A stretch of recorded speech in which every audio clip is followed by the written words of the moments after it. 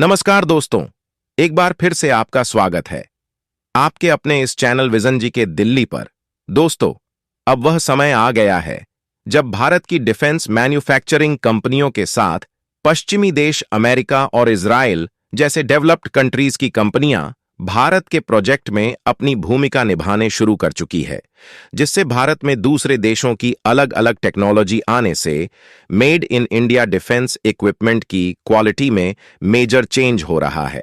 क्योंकि जहां एक तरफ इजराइल की एरोस्पेस इंडस्ट्री भारत की डीआरडीओ यानी कि Defence Research and Development Organisation के साथ डिफेंस डेवलपमेंट के लिए पार्टनरशिप किया, वहीं अब हाल ही में एक खबर निकलकर आई कि वेस्टर्न डिफेंस कंपनी भारत में जो सिंगल इंटेलिजेंस वाले एयरक्राफ्ट प्रोजेक्ट पर काम चल रहा है उसमें अपनी पावरफुल टेक्नोलॉजी से भारत की मदद करने के लिए तैयार है। यही नहीं, इसके अलावा टाइम्स ऑफ इंडिया की एक रिपोर्ट के मुताबिक यूनाइटेड स्टेट भारत के साथ मिलकर ऐसे आर्म्ड व्हीकल बना रहा है जिससे चीन को आसानी से काउंटर किया जा सके, और चीन जो अपनी मिलिट्री को एशिया के कंट्रीज में बढ़ा रहा है वहां से चीन की कंपनियों को निकाल फेंका जा सके।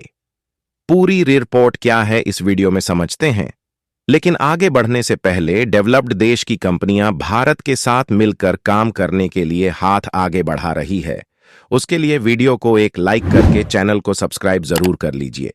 देखिए, इस बात में दो राय नहीं है कि जिस देश की कंपनी 2-3 साल पहले भारत की कंपनियों के साथ मिलकर काम करने से मुंह मोड़ लेती थी, लेकिन समय ने पलटा खाया और अब वह समय आ गया है कि कुछ गिने चुने और डेवलप्ड देश की कंपनियां भारत की ओर अपने कदम को आगे बढ़ा रही हैं, और यह कंपनियां भारत के साथ मिलकर इस सिंगल इंटेलिजेंट वाले एयरक्राफ्ट को डेवलप करना चाहती हैं, ताकि इन कंपनियों की टेक्नोलॉजी भी इस एयरक्राफ्ट को बनाने में यूज हो सके और यह सिंगल इंटेलिजेंट वाला एयरक्राफ्ट काफी ज्यादा पावरफुल और एडवांस बन सके। और इस पावरफुल एयरक्राफ्ट के बनने के बाद यूरोपीय देशों में भारत का डिफेंस इक्विपमेंट और हथियारों का एक्सपोर्ट और भी ज्यादा बढ़ने जा रहा है। हालांकि देखा जाए तो इसमें पश्चिमी देशों से ज्यादा भारत का फायदा होगा, क्योंकि वेस्टर्न कंपनी भारत के साथ पार्टनरशिप कर रही है, लेकिन यह जो एयरक्राफ्ट डेवलप किया जा रहा है यह इंडिया में मैन्युफैक्चर किए जाएंगे।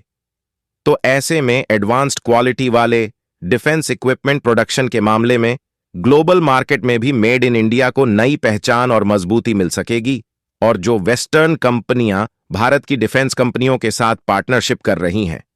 उन कंपनियों में अमेरिका की दिग्गज कंपनी एल हैरिस और फ्रांस की इलेक्ट्रॉनिक कंपनी थेल्स ने कथित तौर पर भारत में डेवलप किए जा रहे एयरक्राफ्ट में मदद करने का डिसीजन लिया है, जिसमें यह कंपनियां भारत की कंपनियों के साथ पार्टनरशिप में वर्क करेगी।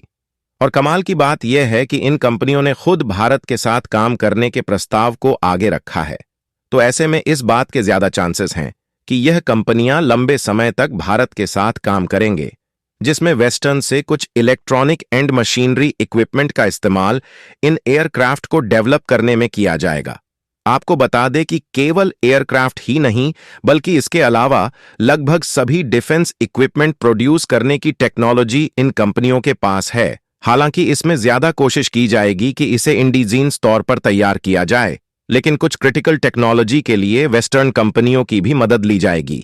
फिलहाल सिंगल इंटेलिजेंट एयरक्राफ्ट डेवलप करने के प्रोजेक्ट पर ध्यान दिया जाए तो इस प्रोजेक्ट में भारत में जो पहले से A319 पैसेंजर एयरक्राफ्ट है उसे एयरफोर्स में शामिल करने के लिए single intelligence and communication जेमिंग aircraft में कन्वर्ट किया जाना है, जिससे यह एयरक्राफ्ट दुश्मन देश के ड्रोनेस और फाइटर जेट जैसे खतरनाक हथियारों के रडार सिस्टम और इलेक्ट्रॉनिक नेटवर्क को बाधित कर सकेगा, और दुश्मन देश मिलिट्री ड्रोनेस के माध्यम से भारत के सैन्य ठिकानों की नजर नहीं रख पाएंगे। लेकिन यह भारतीय डिफेंस मैन्युफैक्चरर कंपनियों के लिए उतना भी आसान काम नहीं है, क्योंकि इसमें सिंगल इंटेलिजेंट के लिए नई तकनीक की आवश्यकता पड़ेगी। तो ऐसे में अगर वेस्टर्न कंपनियां इस प्रोजेक्ट में भारत की मदद करती हैं तो यह भारत के लिए एक आसान काम हो जाएगा। वैसे देखा जाए तो इस प्रोजेक्ट की शुरुआत साल 2019 में की गई थी, जिसमें इन विशेष एयरक्राफ्ट की कल्पना दुश्मन के इलाके में रेडियो फ्रीक्वेंसी एमिशन को कैच करके